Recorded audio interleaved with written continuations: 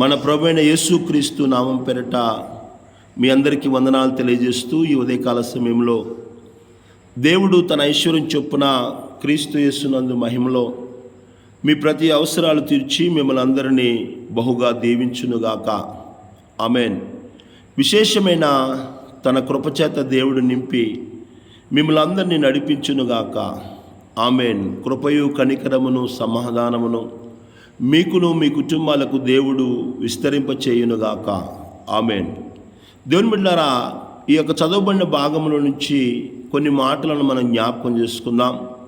ప్రభువైన యేసుక్రీస్తు వారు జీవిస్తున్న కాలంలో ఆయన ఒక విశ్రాంతి దినాన సమాజ మందిరంలోనికి వెళ్ళినప్పుడు ఆ సమాజ మందిరంలో ఉన్న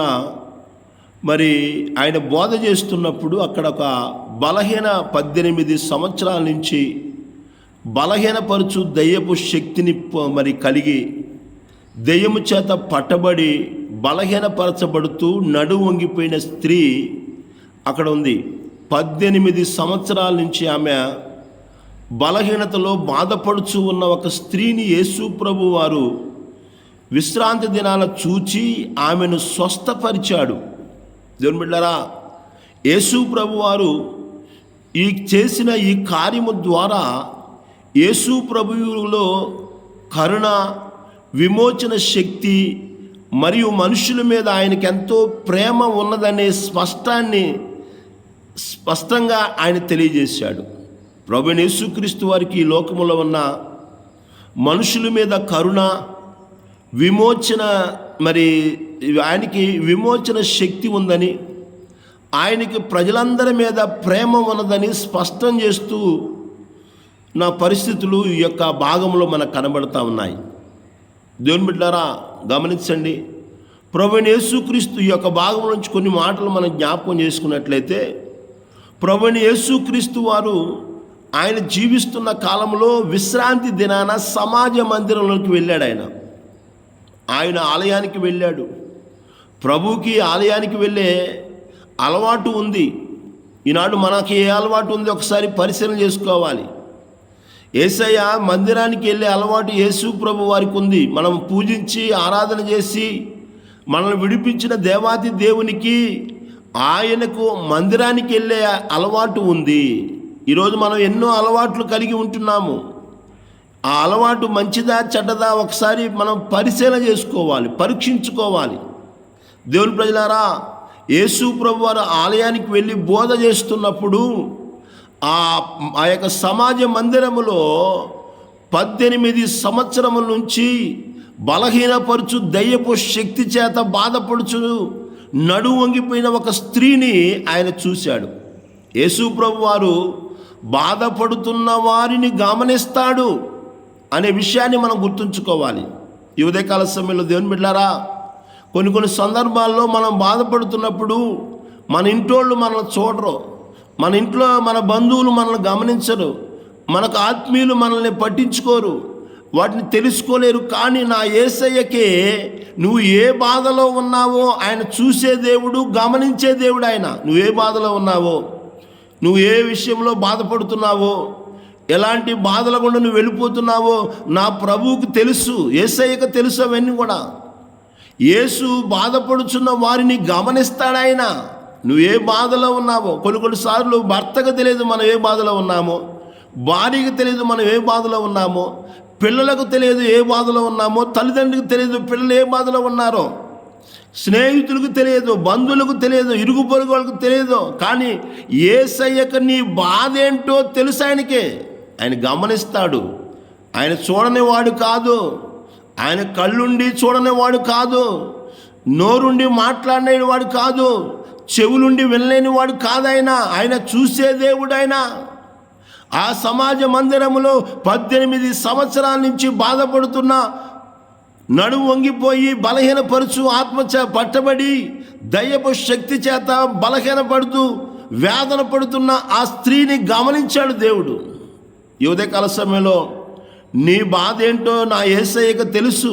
నువ్వు ఏ బాధ గుండా వెళుతున్నావో, ఏ బాధల్లో ఉన్నావో, ఏ సమస్యల్లో ఉన్నావో, ఏ ఇరుకులో ఉన్నావో, ఏ ఇబ్బందుల్లో ఉన్నావో, ఏ దుఃఖంలో ఉన్నావో, ఏ శ్రమలో ఉన్నావో, ఏ యొక్క అపాయకరమైన పరిస్థితులు గుండా వెళుతున్నావో నా యేసయ్యకు తెలుసు. ఆయనకి యేసు గమనించే దేవుడండి.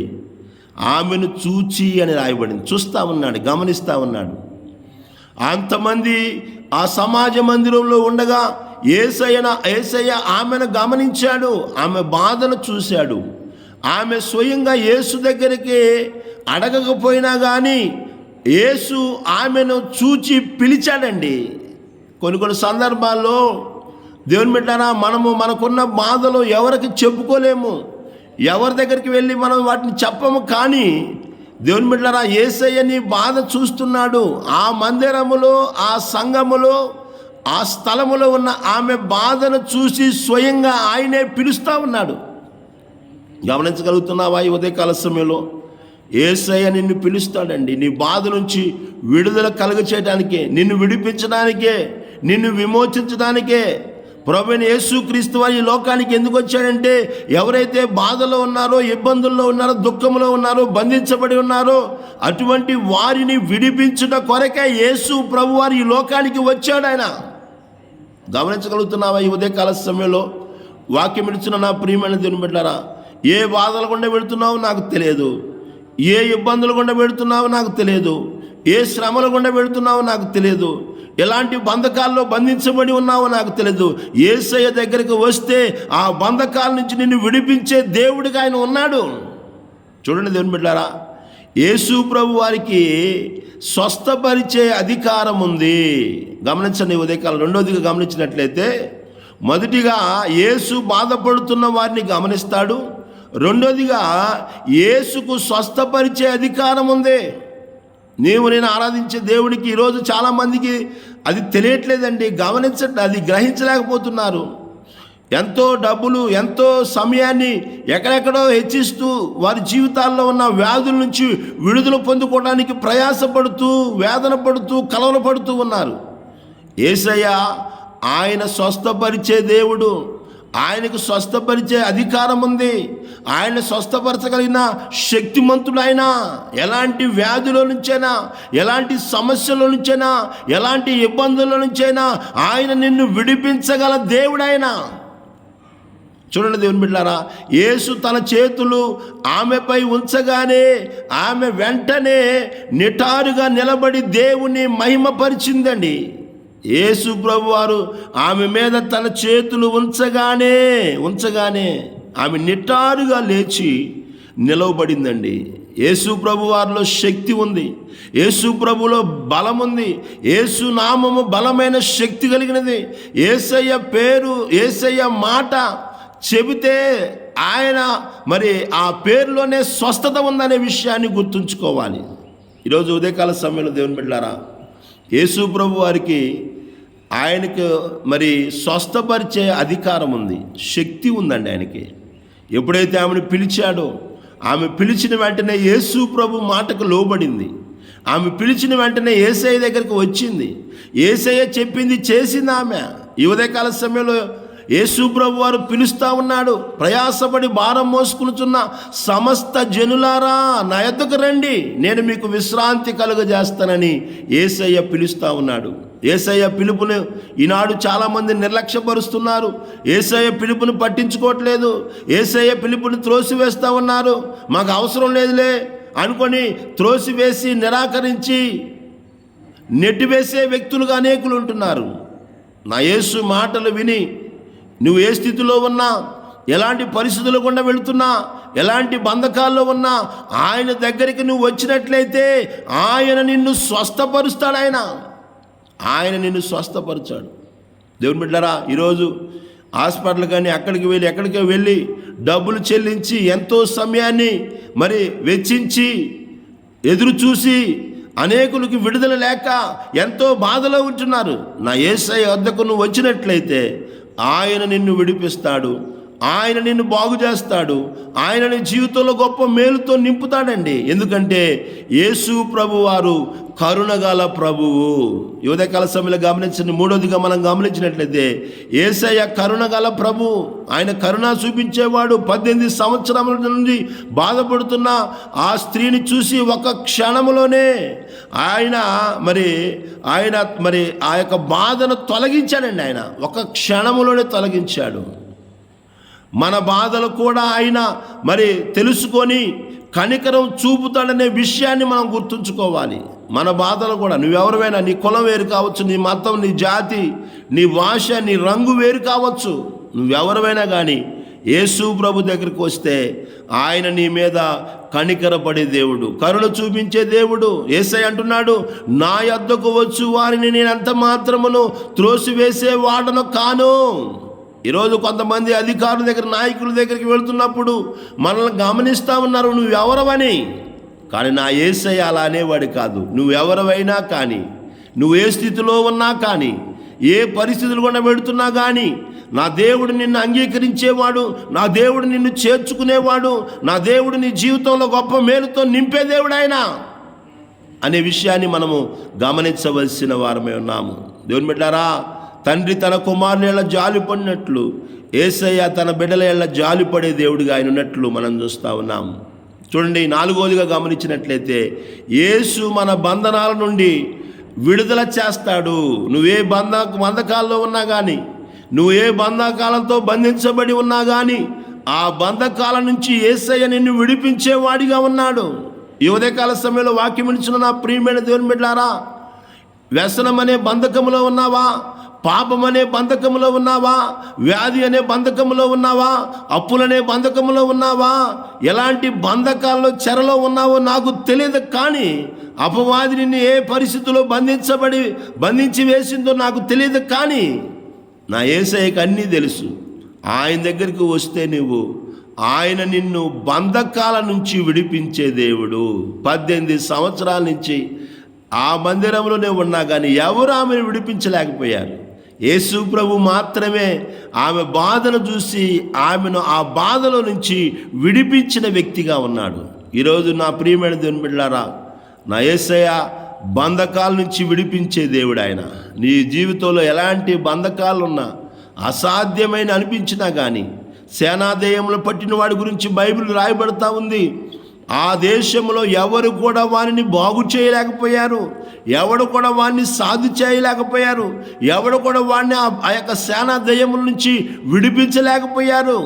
కానీ నా యేసయ్య వాడిని విడిపించాడు.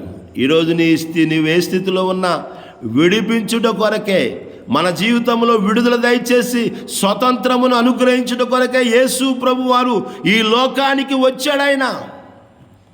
ఈనాడు భారతదేశానికి స్వతంత్రం వచ్చినా కానీ ఇంకా ఎంతోమంది ఎంతో వేదనలో, బాధలో అంటున్నారు. కానీ నా యేసయ్య దగ్గరికి వస్తే ప్రతి బాధ నుంచి ఆయన నిన్ను విడిపించేవాడిగా ఉన్నాడనే విషయాన్ని మనం గుర్తుంచుకోవాల్సిన వారమై ఉన్నాము. దేవుని బిడ్డలారా, 12 సంవత్సరాల నుంచి రక్తస్రావంతో బాధపడుతున్న ఆ యొక్క స్త్రీ తనకున్నదంతా కూడా ఖర్చు చేసుకుంది, డబ్బులన్నీ హెచ్చించింది, సమయాన్నంతా పాడు చేసుకుంది, కానీ ఎటువంటి ప్రయోజనం లేదు. యేసయ్య దగ్గరకు వచ్చినప్పుడు యేసయ్య ఆమెను ఆ బాధ నుండి విడిపించాడు. అంటున్నాడు ఆమెను, కుమారి, నీ బాధ నుండి నీవు నివారణ పొంది ఉన్నావని చెప్పి యేసయ్య మాట్లాడుతూ ఉన్నాడు. నీకు ఏ బాధ ఉన్నా, ఏ బంధకాలున్నా, ఎటువంటి వ్యాధి ఉన్నా, బలహీనత ఉన్నా, బంధించబడిన పరిస్థితులు ఈ జీవితంలో ఉన్నా, నా యేసయ్య నిన్ను విడిపించేవాడు కనుక ఆయన యొద్దకు నువ్వు వచ్చినప్పుడు ఆ స్త్రీని తన బలహీనతను చూసి విడుదల పొందింది. యేసు ప్రభు ద్వారా విడుదల పొందింది. క్రీస్తు మనలను పాపము నుండి ఆత్మీయ బంధకాల నుండి కూడా ఆయన మనల్ని విడుదల చేయగలడనే విషయాన్ని గుర్తెరిగి నువ్వు ఏ స్థితిలో బంధించబడ్డావో నాకు తెలియదు, కానీ ఆయన యొద్దకు వచ్చినప్పుడు, ఆయన దగ్గర ఉంటున్నప్పుడు, ఆమె ఆ మందిరంలో ఉంది కనుక దేవుడు ఆమెను స్వస్థపరిచాడు, ఆమెను విడిపించాడు, ఆమె జీవితంలో గొప్ప మేలు చేశాడు. దేవుని బిడ్డలారా, ఎప్పుడైతే దేవుని మేలు ఆమె పొందుకుందో, నిటారుగా నిలవబడిందో, వెంటనే దేవుని కార్యము జరిగినప్పుడు దేవుని మహిమపరచాలి. ఐదోదిగా మనం గమనించినట్లయితే మన జీవితాల్లో దేవుని కార్యాలు జరుగుతున్నప్పుడు దేవునిని మహిమపరిచే వ్యక్తులుగా మనం ఉండాలి. ఆ స్త్రీ వెంటనే తన బలహీనత నుంచి విడుదల పొందుకున్న వెంటనే ఆమె చేస్తున్న పని ఏంటంటే నిటారుగా నిలవబడి దేవునిని మహిమపరుస్తూ ఉంది. కీర్తనాకారుడైన దావీదు 103 కీర్తన 2వ చరణంలో అన్నాడు, నా ప్రాణమా యెహోవాను సన్నిధించుము, నా అంతరంగంలో సమస్తమా ఆయన పరిశుద్ధ నామమును సన్నిధించుము.